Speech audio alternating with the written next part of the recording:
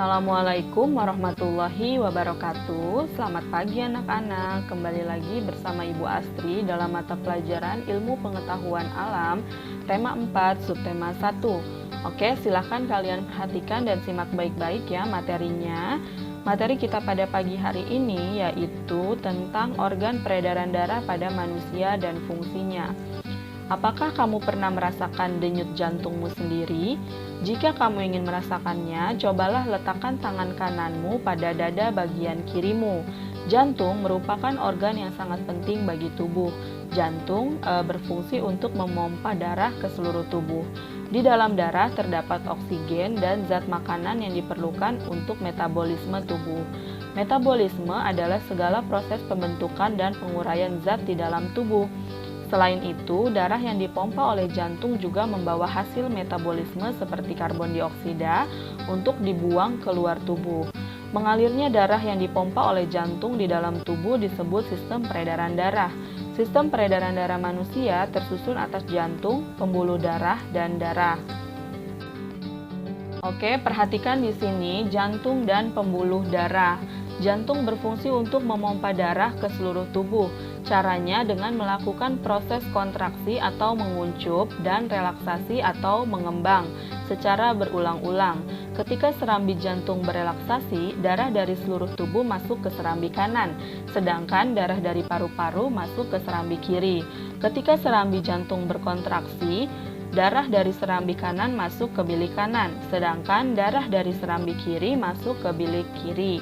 Pada saat bilik jantung berkontraksi, darah dari bilik kanan menuju paru-paru, sedangkan darah dari bilik kiri menuju ke seluruh tubuh.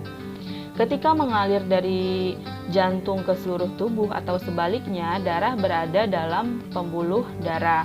Pembuluh darah terdiri dari 3 jenis, yaitu arteri, kapiler, dan vena. Arteri adalah pembuluh yang dialiri darah dari jantung ke seluruh tubuh dan paru-paru. Kapiler adalah pembuluh yang dialiri darah dari sel-sel tubuh. Sedangkan vena adalah pembuluh yang dialiri darah dari seluruh tubuh dan paru-paru menuju kembali ke jantung. Berdasarkan alirannya, darah mengalami 2 macam peredaran, yaitu peredaran darah besar dan peredaran darah kecil. Perhatikan aliran peredaran darah berikut. Yang pertama, peredaran darah besar.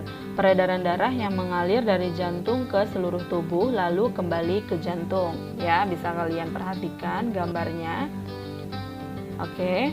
Yang kedua yaitu peredaran darah kecil. Peredaran darah yang mengalir dari jantung ke paru-paru lalu kembali ke jantung. Bisa kalian perhatikan juga gambarnya ya. Oke, selanjutnya pembahasan kita adalah darah atau fungsi darah. Darah tersusun dari plasma darah dan sel-sel darah. Plasma darah tersusun dari air dan zat-zat yang terlarut. Sel-sel darah terdiri atas sel darah merah atau eritrosit, sel darah putih atau leukosit, dan keping darah atau trombosit. Ya, berikut beberapa fungsi darah, yaitu yang pertama, mengedarkan zat makanan ke seluruh tubuh atau dilakukan oleh plasma darah. Yang kedua, mengangkut oksigen ke seluruh tubuh dilakukan oleh sel darah merah. Yang ketiga, membasmi kuman yang masuk ke dalam tubuh dilakukan oleh sel darah putih. Yang keempat, menutup luka dilakukan oleh keping-keping darah. Oke, pembahasan selanjutnya adalah peredaran darah hewan dan fungsinya. Sama seperti manusia, hewan juga memiliki sistem peredaran darah. Organ-organ peredaran darah hewan tersusun dari jantung dan pembuluh darah.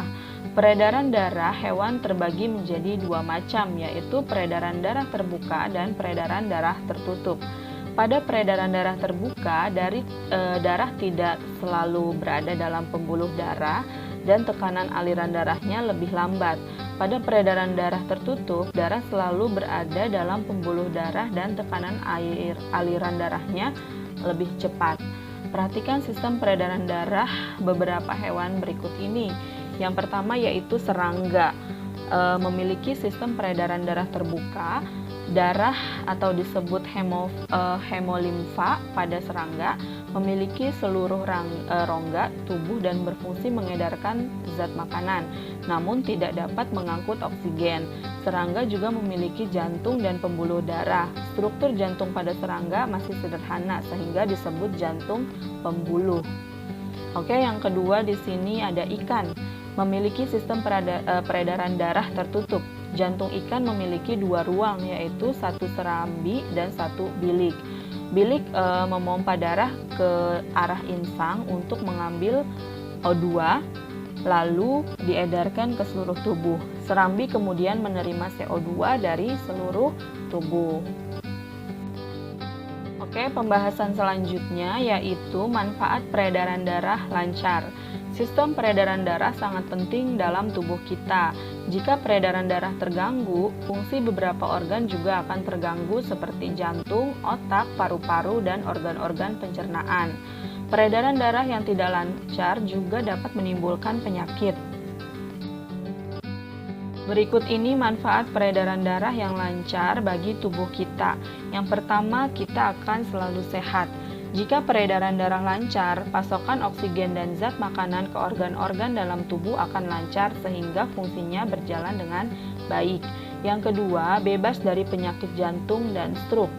Jika peredaran darah lancar, pasokan oksigen dan zat makanan ke jantung dan otak terpenuhi dengan baik sehingga kedua organ ini dapat bekerja dengan baik. Yang ketiga, paru-paru lebih sehat. Jika paru-paru mendapatkan cukup pasokan oksigen dan zat makanan, paru-paru akan bekerja dengan baik. Kita harus menjaga kesehatan organ-organ peredaran darah dengan baik. Misalnya, makan makanan yang bergizi seimbang, olahraga teratur, dan istirahat yang cukup. Oke, itu adalah pembahasan kita pada pagi hari ini. Selebihnya bisa kalian baca di buku tema 4 kalian. Ibu cukupkan, kurang lebihnya Ibu mohon maaf. Wassalamualaikum warahmatullahi wabarakatuh.